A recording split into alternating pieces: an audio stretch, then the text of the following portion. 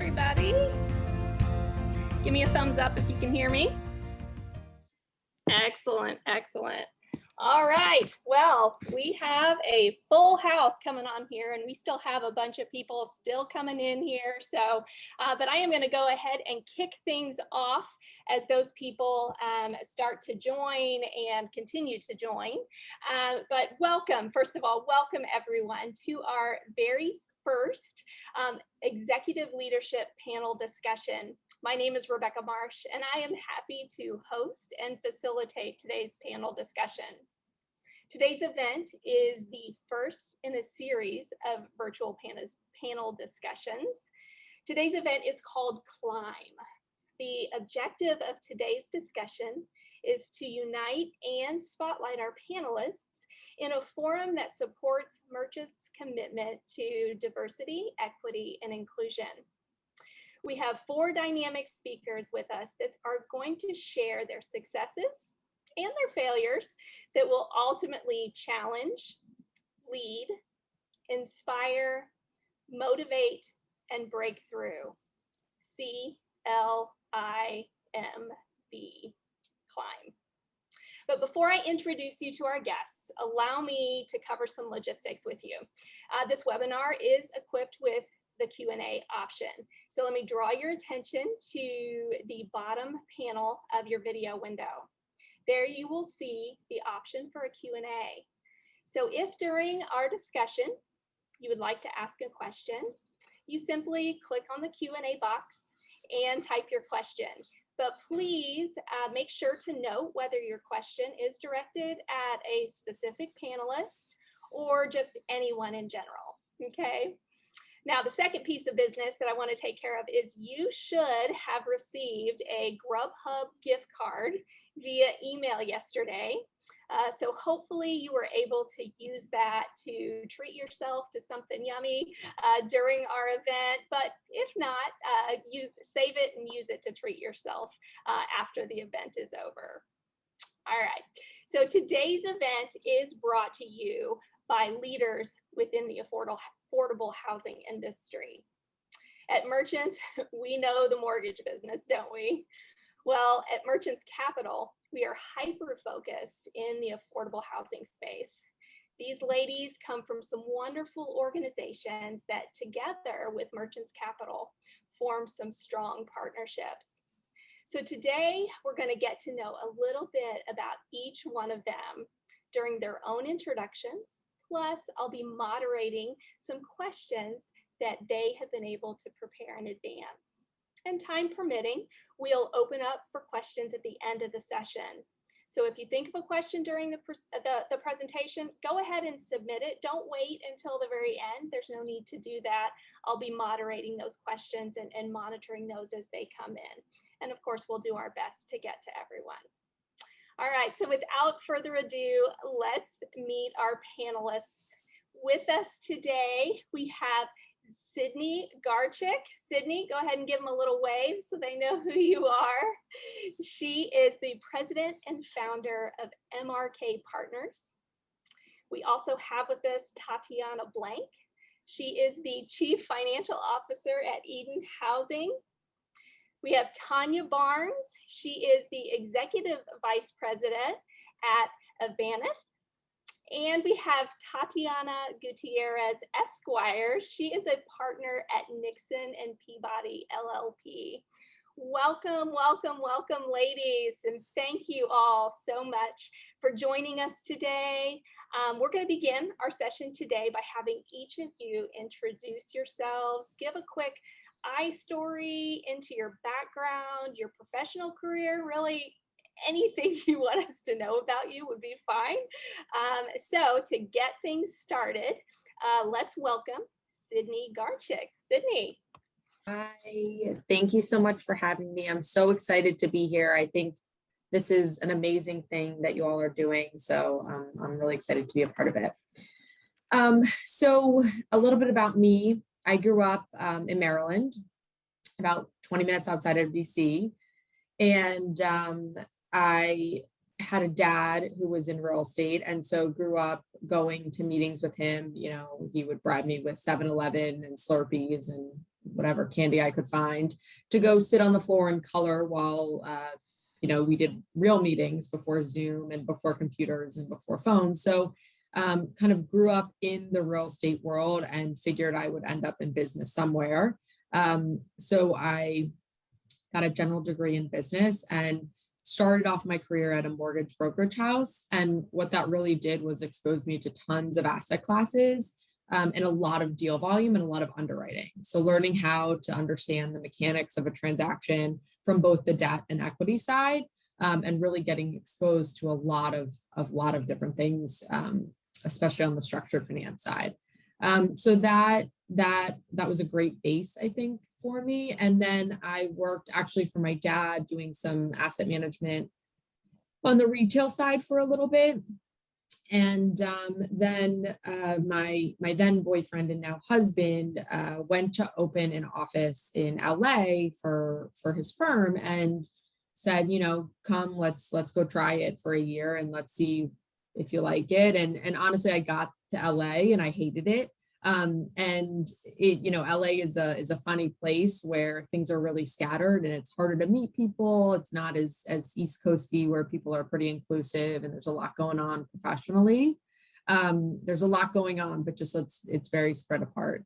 So I ended up actually developing a great friend base and really loving LA, and kind of got my start in affordable in LA. And I applied kind of as a first employee for this, what was a startup, and ended up being a rather large affordable housing shop, and just learned a lot about the structure and the financing and just loved the space.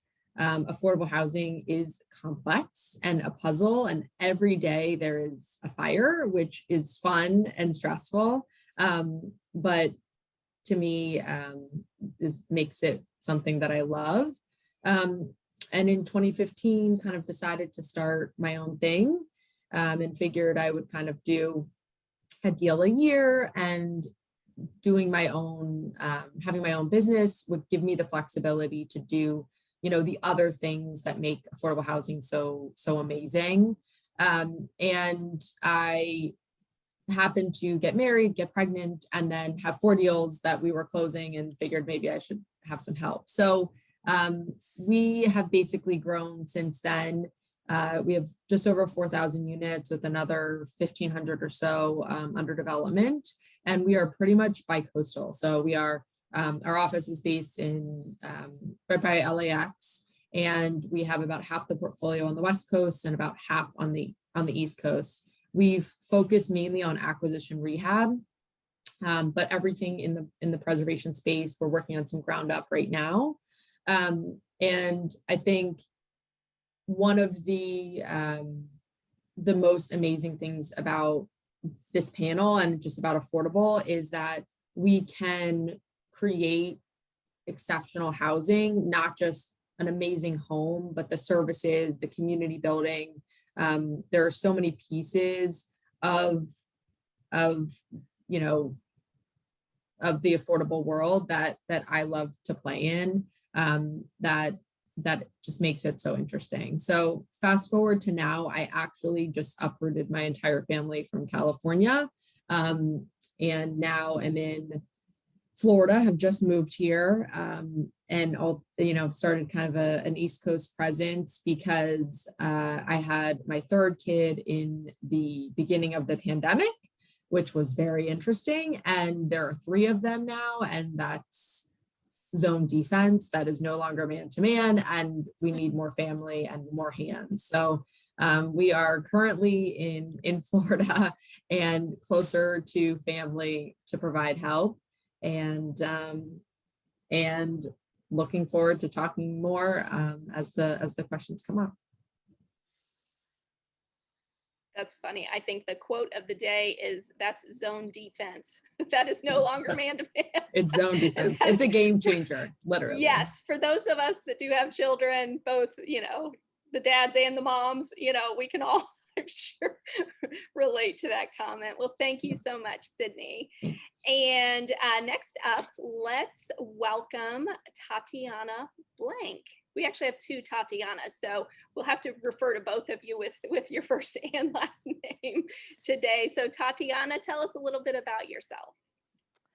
Hi, everybody, and thank you so much for inviting me here today, and what an honor to share this panel with these amazing women. Thank you, ladies. And another Tatiana. It really has never happened to me, so it's a special day. So I'm Tatiana Blanca. I'm the CFO at Eden Housing. We are a nonprofit affordable housing developer, owner, and operator, and we're located in Hayward, California, which is in the East Bay of the San Francisco Bay Area.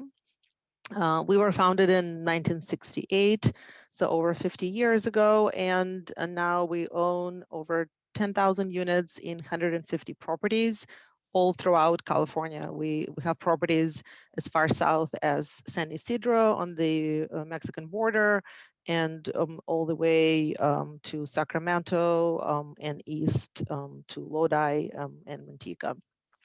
I've been at Eden for 5.5 years, but I've been in the affordable housing or real estate space for 25 years now. Kind of accidentally found my way here after college. I was at an accounting job fair in college. I'm an accountant by education, and had a good conversation with a partner from then local CPA firm, Novogradac and Company, and we kind of hit it off.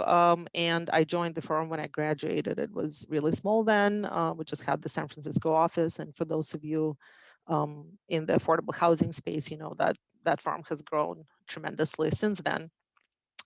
And so Novogradac specialized in affordable housing and Section 42 financed credit, projects. And that type of financing of a home through this public-private partnership, it just made sense to me. And also, as Sydney mentioned, it's all kind of a puzzle, and that also appealed to me, solving that puzzle. So I stayed in this field up until now in various roles at different companies. Another thing that's interesting to me about this field is that once people get in, they kind of never leave. They change companies, they change places, but they tend to stay. So I still to this day run into people at industry events that were my clients at Novogradac, over 20 years ago. Again, they may be with a different bank or with a different syndicator, but they're still in affordable housing. Kind of a fun fact about me personally, I was born and I grew up in a country that no longer exists, Soviet Union. And I lived there in two places that are now two different countries. So it's now Moldova and Ukraine, but it was all Soviet Union then. And as that country was collapsing, my family was able to leave the country as refugees and come to the Bay Area. And we've lived here ever since. When I first moved here, me, my sister, my parents, and my grandparents, we all rented a 2-bedroom apartment in the Richmond district of San Francisco with a lot of Russian-speaking families all around us. But I remember then later we got a little bit oriented. My parents were looking for a job, and I would take a bus with my grandparents to help them get on waiting lists for different subsidized apartment buildings in San Francisco. And they were really hoping that they would be able to find an affordable, safe place to live. And they were really waiting for that phone call on their landline, sitting by the phone to see if somebody would call them and say that an apartment is available. And eventually their turn came, and they moved to a place called 7-Eleven Eddie. And they lived there for over 15 years until they passed away. They made friends there. They had a whole social circle. They had all kinds of activities, different lectures and concerts, and they even took English lessons in their 70s. And so my office now, it's located in the ground floor of a building much like this. It's in Hayward and right across the bridge from where my grandparents spent most of their life in the United States. And before COVID, when I was in the office daily, I would see seniors, enjoying their life, participating in programs much like that. We have an outdoor garden there, so I see seniors gardening all the time. They offer us some basil or a tomato, perhaps, as we walk by, from our parking spot to the office.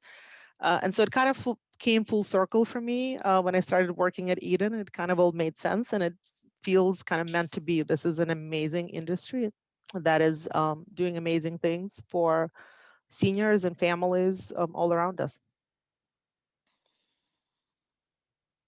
Thank you. Wonderful, wonderful. Thank you, Tatiana, for sharing that. You know, as you were kind of sharing a little bit about where you came from, I'm looking at our participant list, and I don't, and there's, forgive me if you're on, because there's over 215 people, about 215, yeah, people that are watching right now. But we do have a young lady who works here that speaks fluent Russian.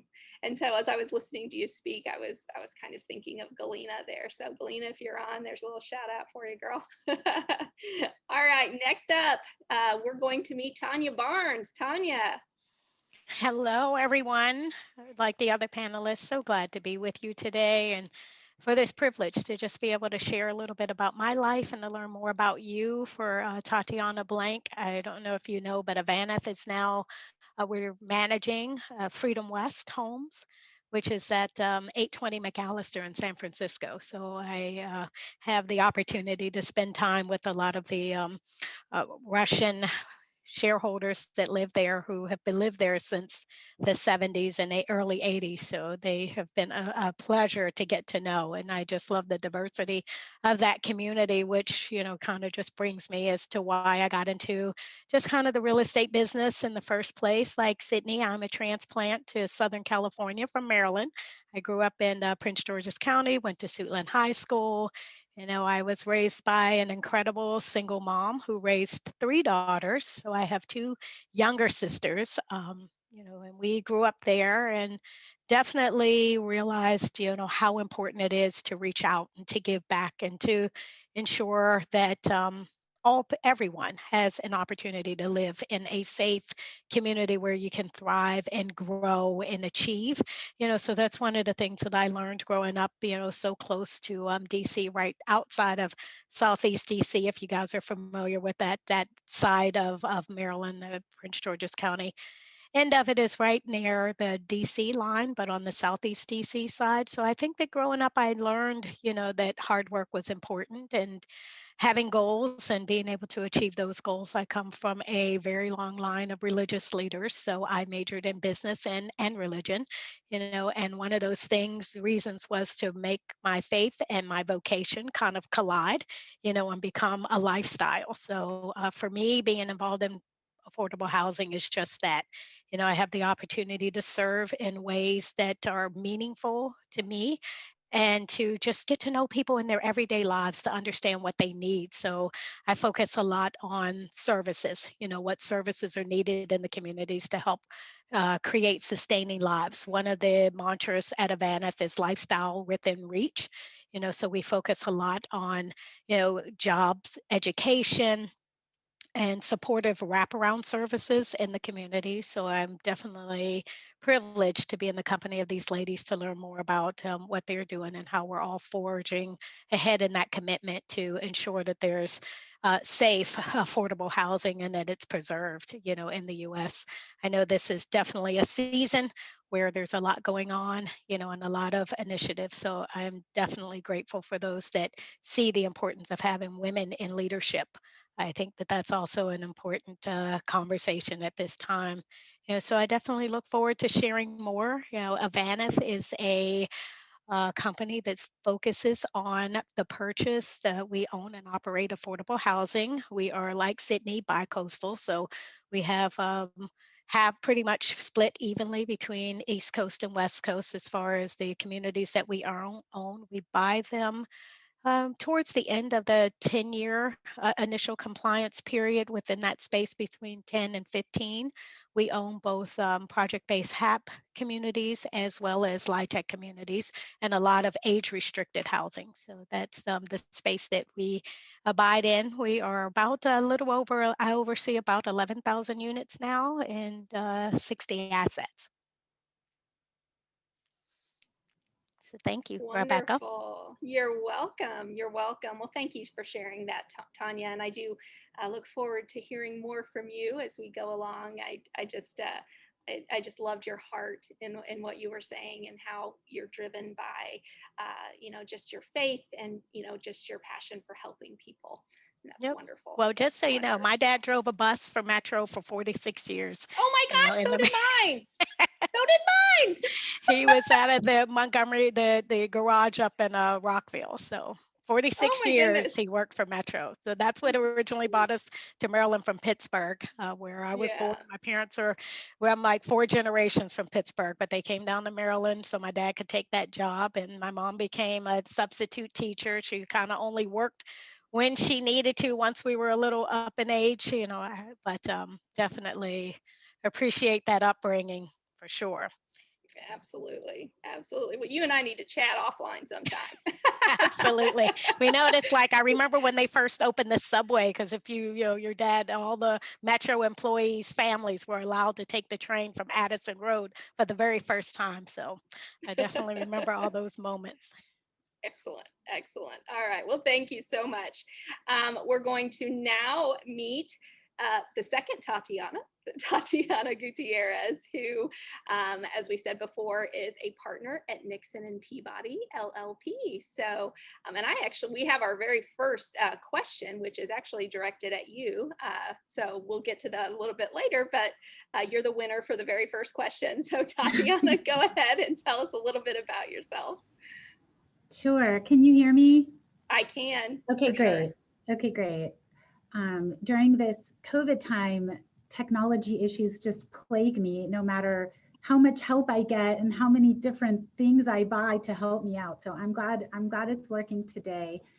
And Rebecca, thank you to you and Dwayne and Merchants Capital. This is just fabulous. What an amazing thing. I've had the opportunity to share with a bunch of different people about what you guys are doing here. It's really fabulous. And I also want to thank Tanya, who, introduced me to Dwayne, and who is a mentor to me. So I really, really just want to, shout out to Tanya, and I'm so pleased to finally be on a panel with Tatiana Blank, and and the famous Sydney Garchick, who has a wonderful reputation of having nerves of steel around the industry. I am, so I was thinking all the different places, people have mentioned. I was born in Colombia, in Bogota, Colombia, South America. And in the 80s, when I was 5, my family and I came here. We had family already here. Actually, the first one of this line of the family that came to the States was my uncle in the 1960s, who was recruited by the US Army, because it was during the Vietnam War, and the US Army was recruiting doctors, foreign doctors, because there just weren't enough doctors during that time. And so that started the line of, family sponsorships, over time. And we came 20 years later during a time in Colombia that was a really very difficult political time there, and is also a very difficult political time now. I, similar to Tatiana Blank, when we first got here, the first place that we lived in, my mom, my dad, and my sister, was an efficiency apartment. And I slept like on the pull-out couch, and my parents were on the Murphy bed, and my sister was in her crib. We ended up moving to Missouri, and I say that I grew up in St. Louis, Missouri, and then I went to high school in Texas and went to DC and lived there for 20 years. So I feel like I'm kind of from DC. I have I went to college and law school there, and started my career in affordable housing there at the Harrison Institute for Public Policy. I represented like 150 unit, what became a limited equity cooperative, but it was originally a Section 236 project that had a project-based subsidy. And in DC, there's a tenant opportunity to purchase. And so through Harrison, we represented the tenants in the building exercising their tenant right to purchase, and the conversion to the limited equity co-op. I really, I started out in legal services. So I did tenant, intake for landlord tenant legal services in the district. And that was when I knew that you know, that I wanted to do a career in real estate law because all the case law that I was reading was, you know, I had never heard of common law before. I had no idea of any of that. And I was like, oh my God, I'm in the wrong place. But then, you know, I started the real estate courses and I thought this makes sense. This is real. You know, I really, you know, really loved it. I represented a lot of tenant associations, you know, in Southeast, near Southeast. I represented a limited equity co-op that acquired their own property right near PG County, Tanya, represented them for like 8 years. So I am currently, you know, I currently am a partner at Nixon Peabody. I joined Nixon Peabody as a law clerk in 2004 in their affordable housing group. We're a general service law firm that some of us like to call the largest real estate boutique in the country. You know, we have public finance lawyers, we have, you know, Section 42 lawyers. I represent developers on HUD regulatory issues and transactions. You know, on a personal note, I have 2 children. I'm a widow. My husband died suddenly 5 years ago. It's almost 6 years ago when my daughter was 1 and my son was 5. So I'm a single mom and moved to New York City to be closer to my friends and family after his death. And, you know, they're doing great. My son is about to start middle school next year, and he has his first crush who I hear about every single night, and I'm asked to interpret text messages with regards to, you know, whether she likes him or not. So this is like a whole new ball game. You know, like Sydney, we've spent time in Florida during the pandemic because my parents are actually there. And you know, so I'm really, really excited to be here. This is a wonderful, wonderful opportunity, wonderful panel. And thanks again, Rebecca. Oh, absolutely. Oh, Tatiana, what a great story. And we definitely look forward to hearing more from you.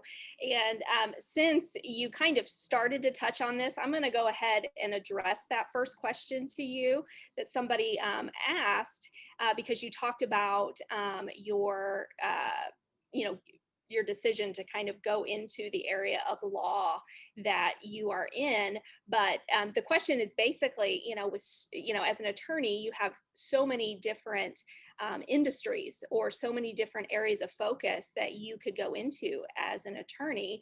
And so what was it about the affordable housing space, or what was it about, you know, what you do today that really kind of drew you to that line of work?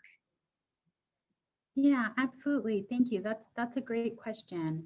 I mean, I think I was definitely, you know, not going to be a litigator. You know, like I said, the case law, all of that just didn't make sense to me. I couldn't make heads or tails of it. But the business law classes made sense to me. You know, corporations and trade, you know, associations and limited partnerships and all of that, you know, made more sense to me. And I think it was really, you know, that I did a clinic at the Harrison Institute for Public Law. So most of my second year of law school was spent really being, you know, like an in-training student attorney representing, you know, representing this owner, this limited equity co-op of a real estate asset. And, you know, that really just, you know, I don't know that, you know, I knew necessarily what I was getting into, but it felt like it made sense. I really liked the fact that we would meet regularly, you know, with our client. It was a board, you know, of the, you know, of the tenants, you know, originally the tenants, then the shareholders. I loved the decision making, you know, how that happened. You know, I still really like a lot like board structures and how that happens, and, you know, all of the, you know, kind of all of the back and forth that goes on and how decisions get made. And then I took a course my 3rd year on affordable housing with my longest standing mentor, a man named Chuck Edson, who worked in the first US Department of Housing and Urban Development in the 60s. And he was a senior counsel at that point at Nixon. He had retired.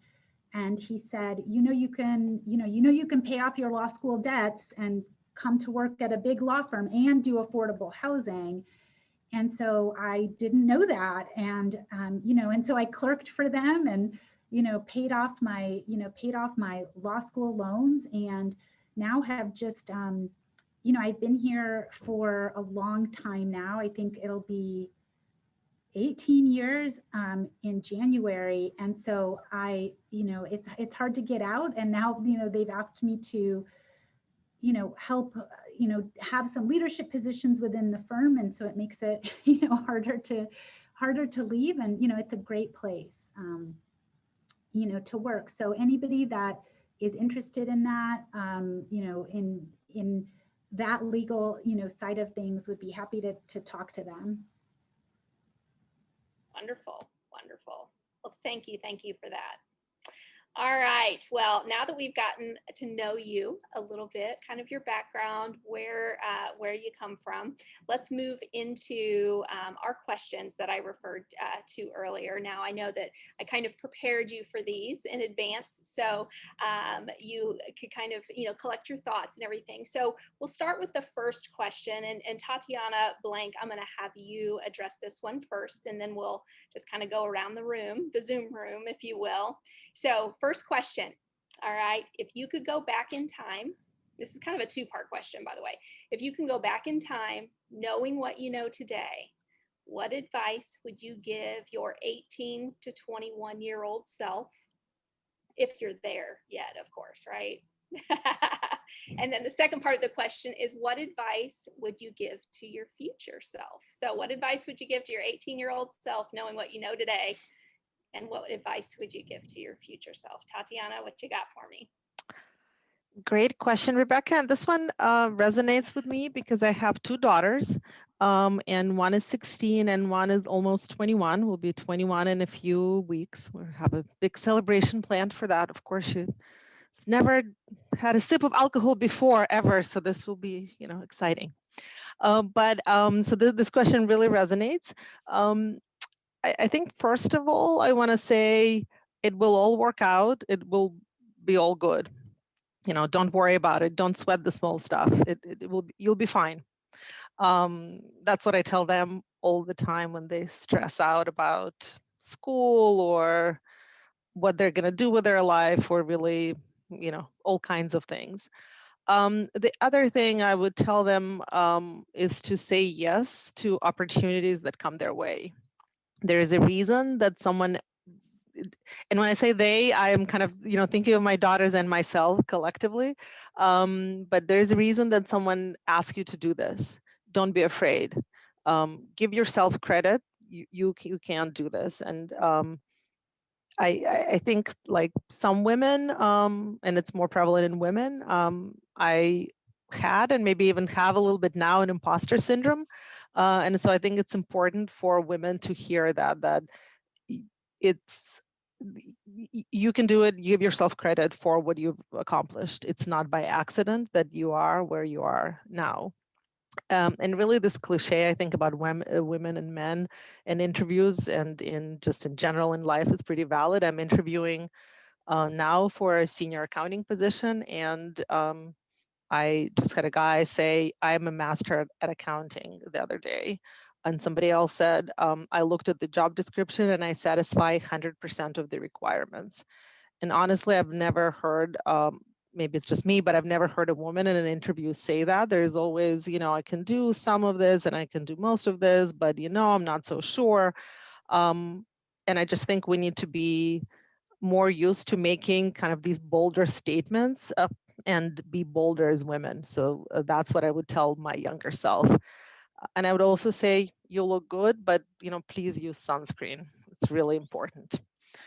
And as far as the future self, it's a little bit hard because I hope my future self is wiser than I am now. So it's more, kind of preparing to be my future self. Get some interesting hobbies and hopefully you stuck to them. Accounting is not a hobby, just for the record. So I kind of have this running joke with my friends that I've been collecting potential hobbies for the longest time, and I have a running list of, things that I'm going to take up in my spare time. So anyone has any fun suggestions, send them in the chat, send them my way. I'm keeping my list updated. So hopefully my future self has figured that out and figured out what she wants to be when she grows up. And also, you still look good. Amen. Amen. I love the comments that you made about the self-confidence and the difference between men and women, and how you see that confidence in men, but women, man, we need to step up, with that confidence. That's wonderful. That's wonderful. Tanya Barnes, what do you think about that question? Advice Oh, for your 18-year-old self and advice for your future self. you know what, It's gonna be Tatiana did good. such a good job, but I would say don't be so hard on yourself. I don't know, you guys can't tell on the video call, but I'm about, a solid 4'11", so I just think just being, as I say, about the size of children now these days. I always felt like so small and self-conscious, so I would definitely tell my younger self that it doesn't really matter. All the things that I focused on in the end really didn't matter, that I should have had more fun. I should have just enjoyed life, walking through the seasons of life and the different decades, with a lot more passion and confidence. So I definitely appreciate Tatiana saying that. So I would tell my younger self, you're just fine. 4'11" is good enough. God loves short people. I just let it go. I was just Yes, he like, does. everybody else is tall and I'm so small. Or every time somebody said, how tall are you? It just reinforced like that negative thing that I always focused on, just, how much smaller than everybody else I was. So I would definitely say, let that go very early on in life. Hadn't grown since the 6th grade. So that's good. It's fine. I definitely will release that, and I do, and to don't know, to be more confident, to just love yourself just the way you are, like all your quirks, all your changes, all your differences. I heard someone say just probably about 10 years ago that different doesn't mean deficient. It just means different, Mhm. and I just have carried that forward. So I say it to my present self. And today I couldn't be happier in my own skin. I couldn't be more just thrilled with how I turned out and where I am in this space and time. And I just think being more present in the moment is something that I would have loved to have had when I was young, but definitely embrace now. It's just, every day is a gift, so I really am just learning to just enjoy the things that happened. I changed from a long career, which is how I know Dwayne, from doing commercial real estate financing and the Fannie and Freddie space and affordable housing, doing closing loans for many, many years. The owner of a van at Daryl Carter I've worked for since 2000, off and on, for 10 years. And I left and came back. And so just being able to enjoy things, and now the change of being in property management. I was like, give yourself the chance, like Tatiana said, to just seize every opportunity that comes your way. You might do something different. Don't be so rigid or locked in and thinking that this is all I'm ever going to do. I, only ever wanted to be an accountant. That, there are so many possibilities. And I just think that we should be more vast and more embracing of just how things change, and not always knowing that something new might come your way that might blow your socks off. So be open to it. Absolutely. Those open doors are always a blessing, aren't they? Always pay attention to those. Wonderful, wonderful. Tatiana Gutierrez, I have to call you both names so you know who I'm talking to. What advice would you give your 18 to 21-year-old self, and then of course your future self? Thank you. Wow, this has been really uplifting. Thank you, Tatiana and Tanya, for that. I was, I was thinking that I think when, when I was in my early 20s, I thought I had to know everything. And I was really, I could have just called one of the senior partners and said, what does that mean? But instead I would stay up all night trying to figure it out. And it was all so stressful. And I think being in that space also, isn't, wasn't like as inviting, even though I wanted to do a really good job. I think like being in that space for me did not help me to build the connections I could have made as fast as I could have made them. So I would say to my, early 20s self that it's okay not to know things. It's more about how you do things, not, like not what you do, so it's not about, hitting 100%. It's about like how you go about doing whatever it is that you do, and that it's okay to hit 60% if the way that you do it is collaborative and kind to yourself and others. And then I think, I don't know, in terms of my future self, I started to think about, kind of like attending to mental health. When my husband died, we had to we all went into therapy, and we had, my kids went into play therapy. It was a very sudden thing. He died of a heart attack, while we were in a museum. He went to the bathroom and never came back. And, we really took time that year to really connect to each other, to get professional help. And I think that, and that has stayed in our lives over time. Now that, now that I'm a single parent, I get a lot of help from a therapist, a family therapist with parenting. Both of my kids have special needs. My son is just off the autism spectrum, and my daughter is ADHD, and related to that, they both have a lot of anxiety. And so, I get a lot of help parenting them and making sure they have what they need. And, now that we're almost 6 years out, I really feel like it's made a big difference, to them and to us and to our family dynamic. So I hope, I want to tell my future self, like, you don't always have to be in a crisis to get the help that you need. So yeah, I think that's what I would tell my future self. I'm going to need to write that down and put that in a time capsule. Yeah, there you go. Sometimes we have to write down our own advice, don't we? That we can't always be everything to everyone, and that it's okay to ask for help. Absolutely. Beautiful, beautiful. Thank you, Tatiana. Sydney, what advice would you give your 18-year-old self? So I just want to say, I think everyone has said amazing, amazing things, and you're all amazing women. And I know I don't know you very well, but this has just been really fun thus far. And this is just such a wonderful panel because it does things like this. I think to echo everyone's point, we're all amazing. Like, we need to believe that. And we also need to believe that we can do things. And so I'll take a little bit of a different approach, and I'll just say to my former self, think about how you get to the thing that you want to do, right? Learn to creatively problem solve. Learn to say, okay, there are X number of obstacles in my way. I'm still going to figure out how to get there because this is important to me, or I'm passionate about this. I mean, every day in affordable housing, people tell you no. Well, no's not a great answer, right? Like, how do we get around no? So learn how to think around the problem, learn how to find other ways to get there. And I think that it will help with all of the things that all you wonderful ladies have said.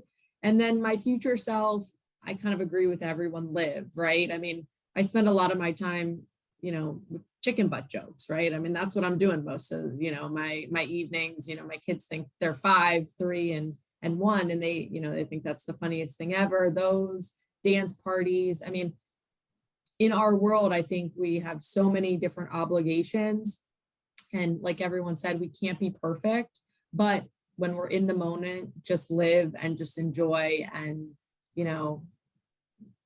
that's my advice. So. Excellent.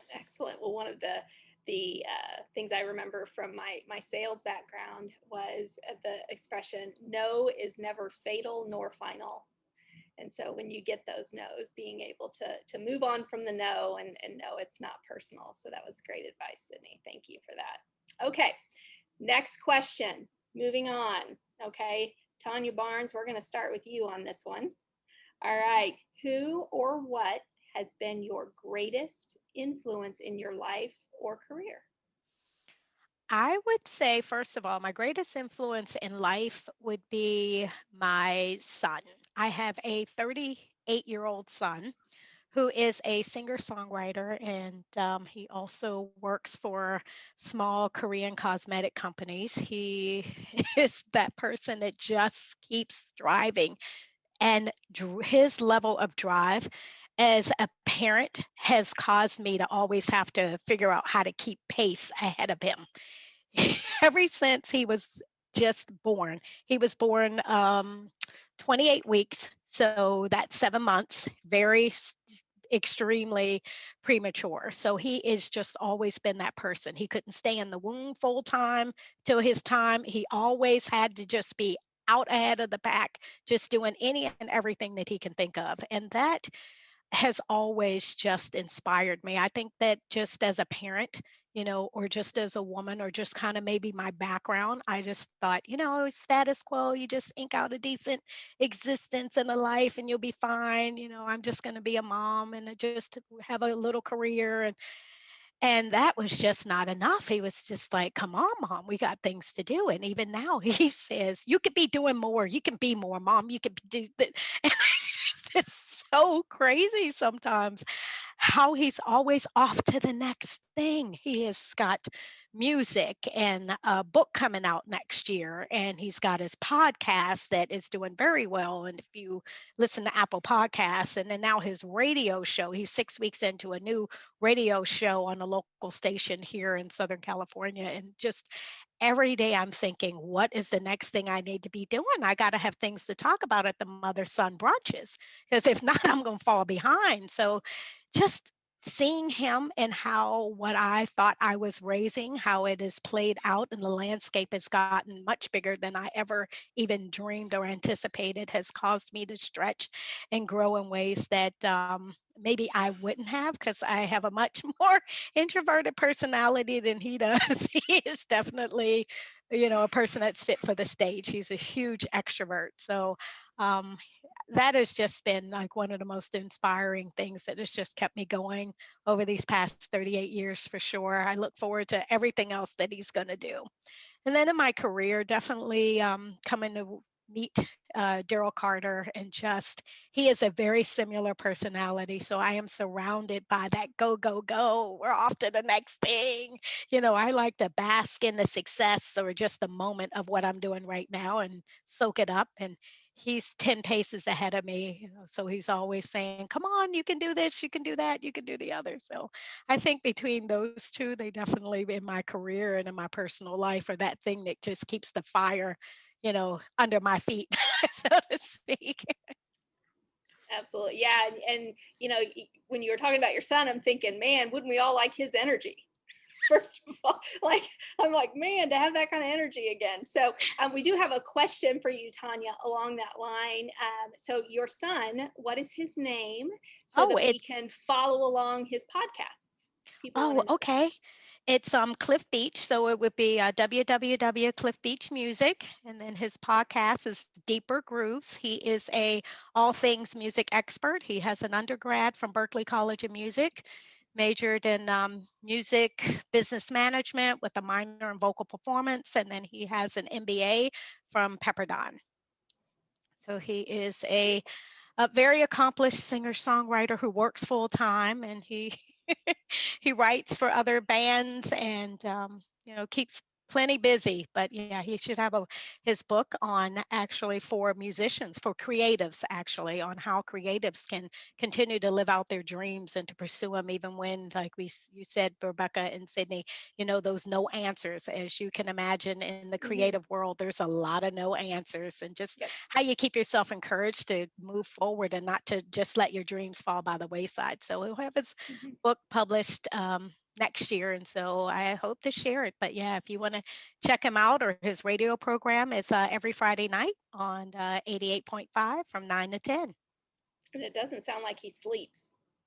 He does not need to sleep. Yeah. Didn't as a baby and just does it now. And I mean, he's a whirlwind. Sounds like it. Well, that's why I just have the one. I have to tell you, that was a lot. It was a lot of movement for one person. You're not on the zone defense like Sydney is, are you? I wore down fast, Sydney, so I only had the one. He was wearing me out. All right. All right. Moving to Tatiana Gutierrez. What has been your greatest influence in life or your career? So that's an interesting question. And I'm just so wowed by Tanyas Son. Oh my gosh, that's incredible, really incredible. So I mean, I think in my life, it's probably my paternal grandmother, who had 8 kids. 2 died in infancy, raised 6 kids, and she was all her, I think like all of her, she came from a large family. All of her family died by the time she was 21. So she, her mother, her father, all her brothers and sisters from various things, and she was a really interesting woman. She, like at 16, worked for the Liberal Party in Colombia, and she was like, she did intelligence for them. So she would go at that point with her mother, and she would go into conservative towns under the guise of setting up telegraph stations. And so then she would broadcast out whatever they were doing in that conservative town. And then, she ended up working in the mayoral office in Bogota. And, she was, she didn't go to college, but she educated herself and, educated all of her, sons. And, they, of the 6 who lived, she has, there are 4 medical doctors and 2 PhDs. And so she was always just a really, she was a powerful force, I think in the family. And I think a woman ahead of her time. And, and I think in my career, I would say it is, the people that came before me and the people that are coming up, under me. So I mentioned him before, Chuck Edson. I met him, when he was, 80, and now he's, or he was in his 70s, and now he's, close to 90. He really just, he offered me a place at the firm and made me feel like I belonged, which is a really, that part of making me feel like I belonged, it was a really, really important thing for me. And then, I would say just in this past year, it's been working with a little team.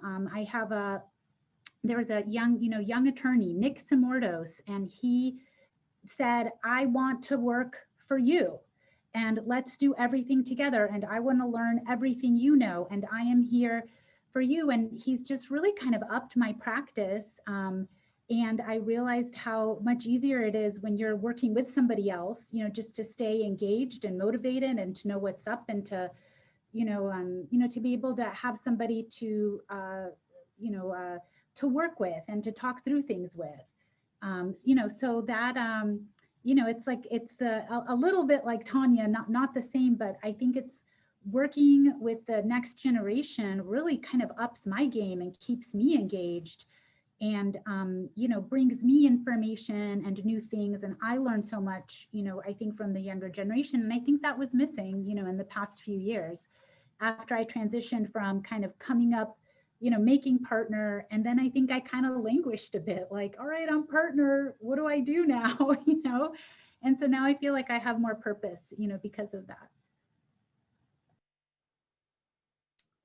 That's great. That's great. We can all maybe look back at those people that were that influential in our lives to kind of, open those doors for us. And that's wonderful. That's wonderful. And what that does, Tatiana and everyone else too, it prompts me now that, I'm further along in my career to look for those opportunities to bring people along as well, and be that person for them, because I know how important and powerful that is to have that influence. So wonderful, wonderful. All right, Sydney, who or what has been your greatest influence in life or career?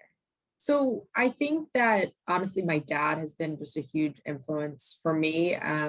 He was kind of the first one to go to college in his family. He, did the Penn Wharton, what was that, 6-year program in like 3 or 4. I mean, he just, they didn't have enough money to afford it. So he just kind of graduated out. But even more than being kind of smart and well respected, I think everyone that I've ever met talks about him as being just someone of such high integrity and just such a good person. And to me, that is something that always is there in the back of my mind that I want to replicate. I want people to know me. I appreciate being someone with nerves of steel, but also I just want people to really know me as someone who's trying to do good. And I think, you know, every day I strive to be better and do exceptional things, not just because we, you know, produce affordable housing, but because we have an amazing resident service program and because we want every single kid at every single one of our sites to be successful. And it's something that, you know, I look forward and try to have a vision. And I think professionally, I mean, I have an entire family essentially that I work with. I mean, we're about 16 or 17 people now, and they are my family. And we all work together to create something amazing. And every day I try to do more amazing stuff just because I want to make sure that, you know, they feel fulfilled as well. So I think having that team and that culture in the workplace on a vision that you're creating is just something that's really amazing. Absolutely. Absolutely. All right, Tatiana Blank, what do you think? Has been your greatest influence in life or career? Yeah, so similar to Tatiana G, it's been my grandma. It's my maternal grandma. She was a very small person. She was 4'10", I think, 4'9", 4'10", so she was tiny, like Tanya said, but that never stopped her. She was 17 when World War II started. She lived in Odessa, Ukraine. We're Jewish, so she had to, her and her mom and her little sister had to run away. They were lucky to have been able to escape to Siberia, where they spent the war, while her dad enlisted in the army and died in the first few days of the war. Her little sister died on that long train to Siberia from some bacterial disease that was easily treatable. My grandma spent those years during the war working at a manufacturing plant, all of her, 4'10" or 4'11", working to support her mom. When they came back to Odessa after the war, she was able to enroll in medical school and was a doctor for over 40 years, doctor of internal medicine. She helped a lot of people. Her patients loved her. There were always calls at our house from family, friends, from my teachers, from my parents' co-workers asking her for medical advice. And so she always was ready to help, but she was also very, very strong. She really kind of held our family together and helped my mom and my family all throughout my childhood years. I spent a lot of time with her and with my grandpa, and that combination of strength and kindness is really what is so admirable to me, and I try to emulate it, especially as I get older. I think in my younger years, strength was more important, but now I have learned that these are not mutually exclusive. You can be strong and decisive, and you can be kind and humane and centered on people at the same time. And it's really, at the end of the day, all about human connection. And so that's from my personal life. In my professional life, I think right now it's our president and CEO, Linda Mandolini, who is that strong woman who does not take no for an answer. To Sydney's earlier point, she would say, ask for the impossible and you never know, the answer might be yes. She has lobbied to change laws, had rules and regulations around affordable housing. She would do whatever it takes to make sure that we can serve our residents and our communities well. And so I really look up to that determination and to that kind of tenacious nature that Linda has. Wonderful, wonderful, wonderful.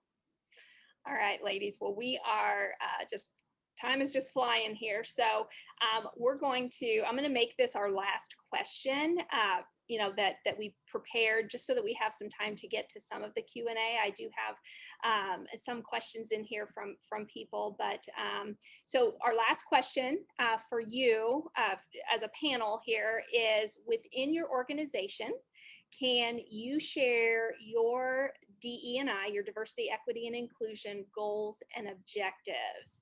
And Tatiana G, I like the way Tatiana Blank referred you with that. So Tatiana G, we'll start with you. So within your organization, can you share your DE&I goals and objectives?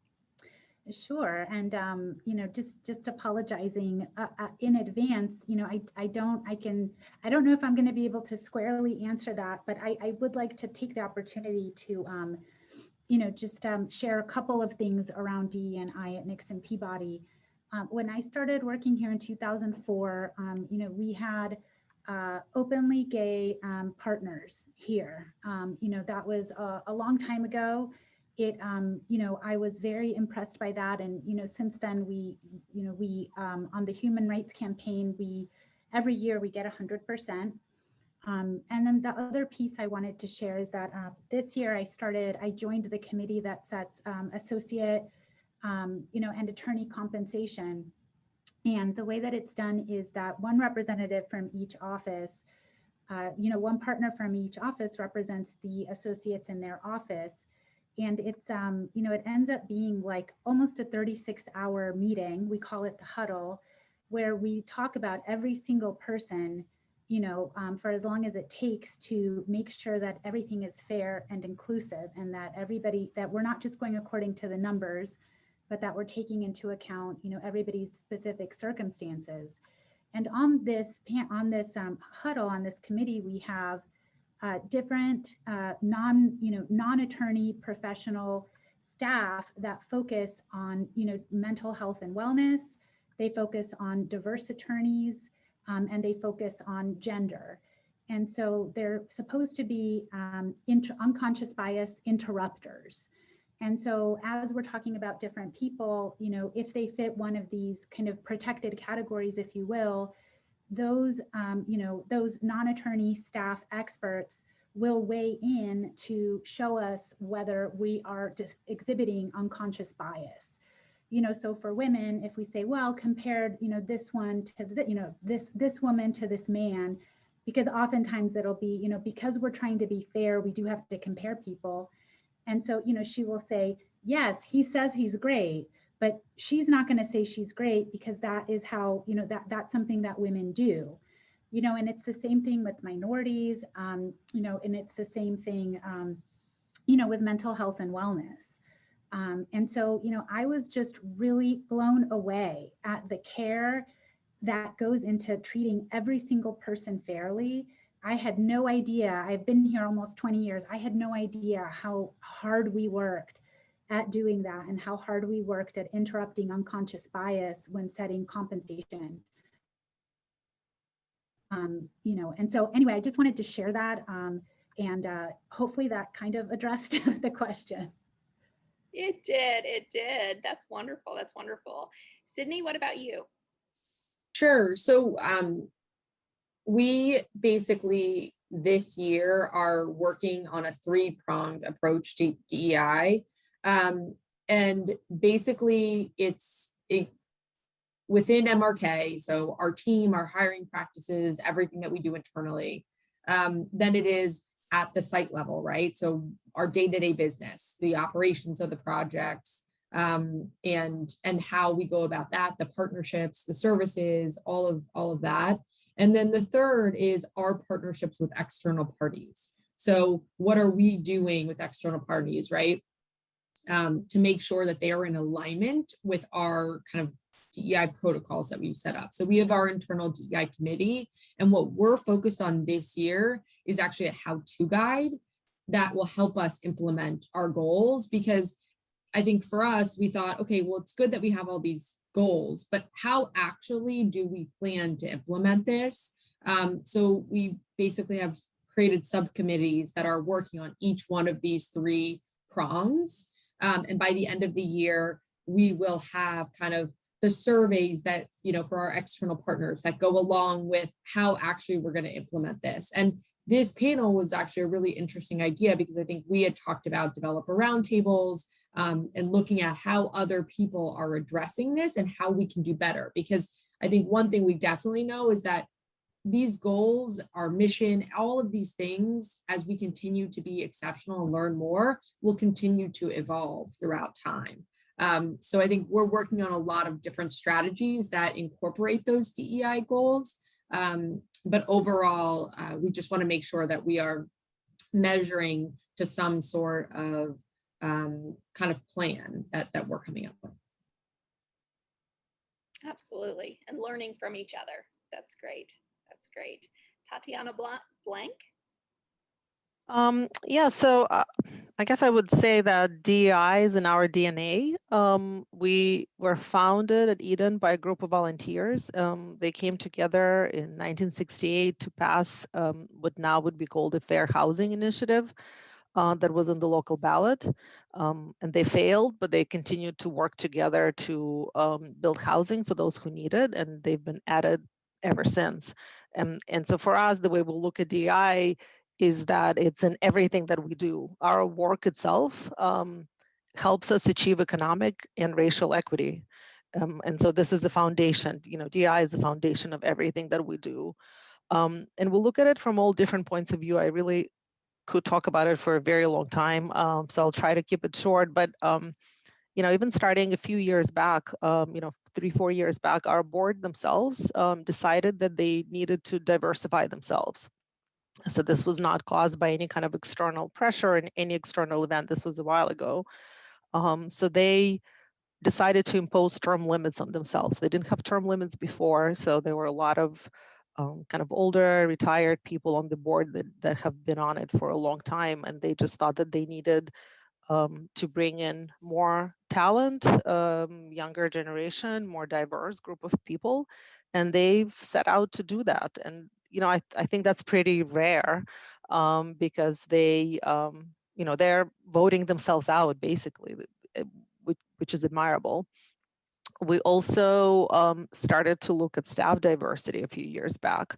And again, our staff is very diverse just by the nature of our work and where we're located.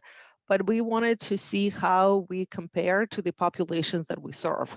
So we looked at the resident population in relationship to our property management staff, our total staff, our management team, our executive team. And realize that we're diverse in some areas and not so much in other, like real estate development department has a pretty high barrier to entry, that profession. And so we're working on how to recruit from a more diverse pool of candidates and also how to create our own workforce. We're working with the local college, state college, to create an apprenticeship program that will allow us to bring in people and train them for the jobs that we need, but also allow people from our local community to be a part of Eden, as well as working on pathways for staff internally to advance through the organization. So we have a lot of internal initiatives. Tatiana, you mentioned the compensation study. We have something similar, or compensation committee, we have something similar where we want to make sure that people across the same grade levels are compensated fairly regardless of who they are, and that their starting salaries where maybe they didn't negotiate as well as some others, that they don't impact their compensation path in the future. So we fixed that a few years back and we're continuing to review it going forward.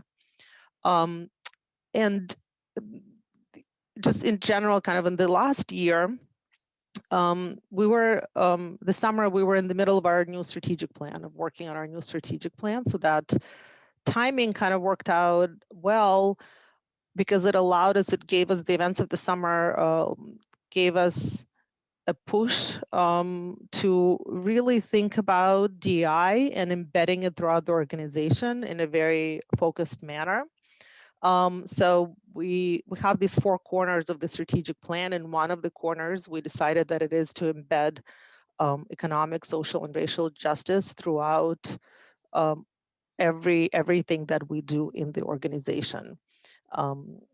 So for example, we're working on a rent increase policy that is based on our tenants' rent burden and is not the same across the way. We're working on a number of eviction prevention programs. So again, that's that embedding throughout the work and not make it's its own thing. It's its own corner of the plan, but it's also deeply connected to the work. And really the work itself, we believe that home is where the start is. That's kind of one of our sayings. So we provide a stable home, access to good education, access to after school programs and other resources, and ability to age with dignity in place for seniors. And that's economic justice. That's social justice for us. So anyway, I'll let others speak, because that's a topic that I've, we've been thinking about it, and we've been talking about it a lot. So there's a lot, and I'm also looking forward to hearing how others are viewing this work throughout their organizations.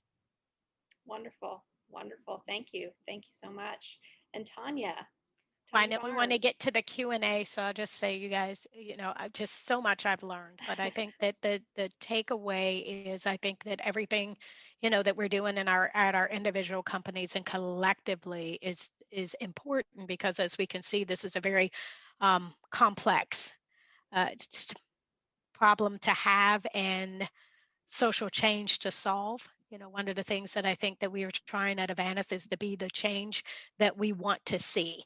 So I think that maybe naturally people would just assume that it's easy for us. We're African American owned, and maybe it just looks like that landscaping would make it kind of natural for us to be very diverse. We are ethnically diverse very organically, but it is intentionality that is one of the things that I think over the years we haven't been as intentional, about this conversation as we are right now in this particular American landscape. And I think that everything that everyone's doing, meaning that it takes each and every one of us to be engaged, but there definitely is an extreme complexity, the equity versus equal conversation.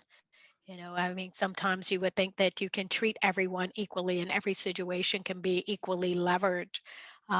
And we're finding that it's much more complex of a landscape than we had originally, or maybe naively had known. So I value so much, the fact that we can have these kind of conversations. And as Sydney said, we will continue to have them. It is definitely nowhere near behind us. I think in times past, initiatives like affirmative action and things of that nature, propelled us forward and forged a road. But then I think that there was also the feelings of, we had arrived. And I think that now we're seeing that it is going to be a forever conversation that we need to have, because there's still a lot of work to do. Most of the communities that we serve are Black and Brown, obviously a space that's very close to our hearts, but also understanding how important it is for all humans to be treated, equitably and be given opportunities to better themselves and their lives and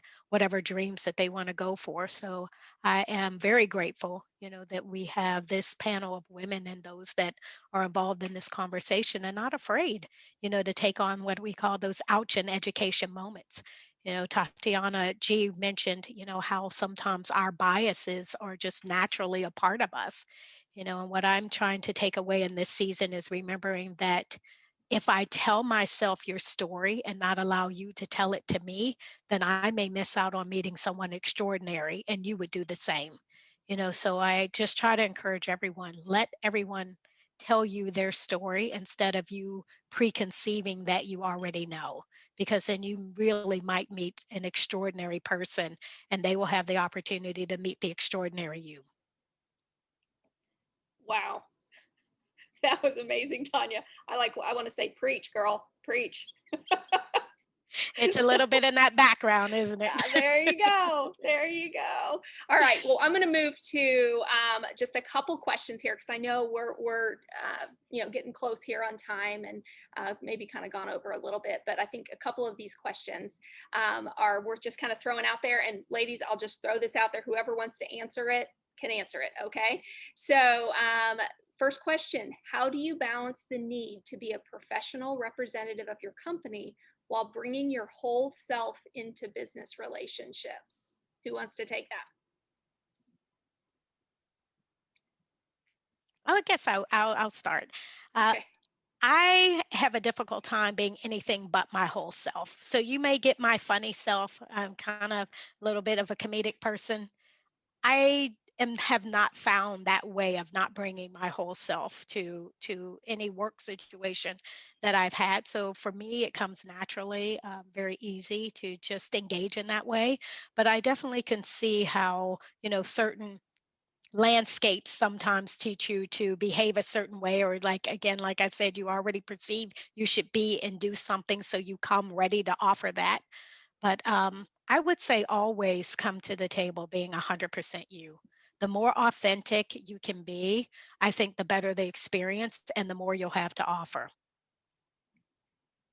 Yeah, I think the one thing where I have done a bad job on occasion is being too much of myself. And I think as we are women, we are affordable in affordable housing, and we're passionate. And sometimes the level, well, my voice raises, and I am more aggressive. And I think that where I found really to be aware of that line is sometimes it's not always the perfect audience for that. I think it depends on who you're talking to. So I would 100% encourage you to always be yourself, but just to know if you're going into a specific conversation. Or I usually have kind of my right-hand person be there, and she kind of, takes over if I go to astray. But well, you but could yeah. come with me, Sydney, anytime. We both would be a force to be reckoned with. It would get done, though, wouldn't it? Right. I want to be in that group. Can I come? Come on, Rebecca. All right. All right. Well, anyone else on that topic? I'll say just a few words. I know we're running out of time. I would say it's a great question. I think that earlier on in my career, I think we all come from a certain cultural background, right? And that's the family we grew up in, and their customs, and the jobs that they had, and all of that stuff. And I think for me, when I came into my work life at a young age, I think that there was definitely a ramp up in terms of understanding the cultures of most of the people that I was working with. And so I think there was definitely, and because I was different, like I was a different, and there are not a lot of people of my culture in real estate or in real estate law, and of my cultural background. And so it was definitely hard. It was definitely hard. I won't say it wasn't hard, but I think over time, what has helped are, the people like Tanya, the people that like I have been able, that have been able to, kind of help guide me or make me feel like I belong, and where we can have conversations of like, oh yeah, I totally didn't know how to handle that. Like, oh, I didn't either, because this is the culture we come from. And so that has been huge, really huge. And now we have, like a Hispanic affinity group, and I've joined the advisory board of the Real Estate Association for Latinx Professionals. And, there's just all of that stuff has really made a huge difference, because we all really want to work with everyone, right? But there are like little rubs, there are just little rubs that when you've got a space to talk about them, with others that is safe, you can get along better with everybody. So that's been I've definitely, I've definitely struggled on that front, but feel like I'm in a much better place now with a lot of help. Yep. Well, ladies, we are out of time, and I feel like we could talk for another hour, maybe longer, right? So anyway, but I just thank you so much. As we're listening to, all of your comments. I loved what we said earlier, is always listen to someone else's story. Never assume that you know. And, that so rings true for me just from being on this panel, because I feel like I have 4 new best friends. I really do. You guys are amazing. And thank you so much for sharing with us today. I know that everyone on this call, on this video chat, is just blessed by everything that you had to share with us today. And so, yeah, just thank you so much. For those of you who are listening in, I want to make sure that I remind you to check out the diversity, equity, and inclusion page and look for the refreshed recommended readings that have been posted there. And then also be on the lookout in the coming weeks for some information on participating in a book club. So that is coming soon to our diversity, equity, and inclusion initiative. So thank you all so much. Thanks for joining us. And we look forward to next Rebecca, time. just Yes. one thing. Did you see Dwayne's note? He'd like to say something really quick. Oh, I am so sorry, Dwayne. You did tell me that. Let me pull Dwayne in here. Hold on. Hang tight. Don't go anywhere, Dwayne. Gotta find you. There's a whole lot of people on here.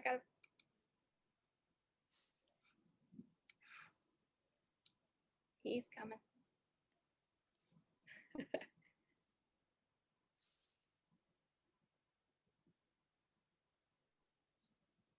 Can you guys hear me? We can hear Yes. you, Dwayne. So sorry. I almost passed you by. I'm sorry. No worries. Ladies, this has been tremendous. The emotion from the beginning was great. I was able to learn a lot about you, some of which I already knew, some of which I didn't. Tanya, I did not know that your dad worked at Metro. My dad serviced Metro buses for 30 years. Wow. On 16th Street. Well, he kept my dad in good shape, huh? Yeah. So Sydney, thank you again for sharing. Learned a lot about you as well. I'm thankful I got a chance to meet your dad. I got a lot of the same sentiments to say. Really humble guy. Tatiana Blank, appreciate you sharing. A large part of this, you may not believe this, but a large part of why we wanted to pull this together is because when I had the opportunity to meet you, I learned a little bit about you, but I'm like, there's so much more there. And I wanted to bring all you ladies together and really talk in this space. This is something that we're intentionally focused on. And this couldn't have gone any more perfectly. You all were very intimately willing to share your personal stories and testimonies. Rebecca, of course, always does great in this forum. So she is certainly top notch. And Tatiana Gutierrez, it's a pleasure to get to know you in this setting. Look forward to, ladies, when the time is right, getting together and really celebrating this event. But thank you, Tanya. I'm telling you, there were certain moments there where I was clapping, I was laughing, and all you ladies, very comedic experience. But thank you for sharing your time and your testimonies. And I look forward to seeing you all very soon. I will send out some information. We'll probably do a quick follow-up email just so I can send you guys thank you. But this was well attended, and you set the high bar for the first DE&I initiative executive panel discussion. So thank you again, and look forward to seeing you all very soon. Oh, definitely. Thank you. Thank you. Thank you so much. Thanks. Thanks, everybody. We'll see you soon. Bye-bye. Bye-bye. Bye, everybody.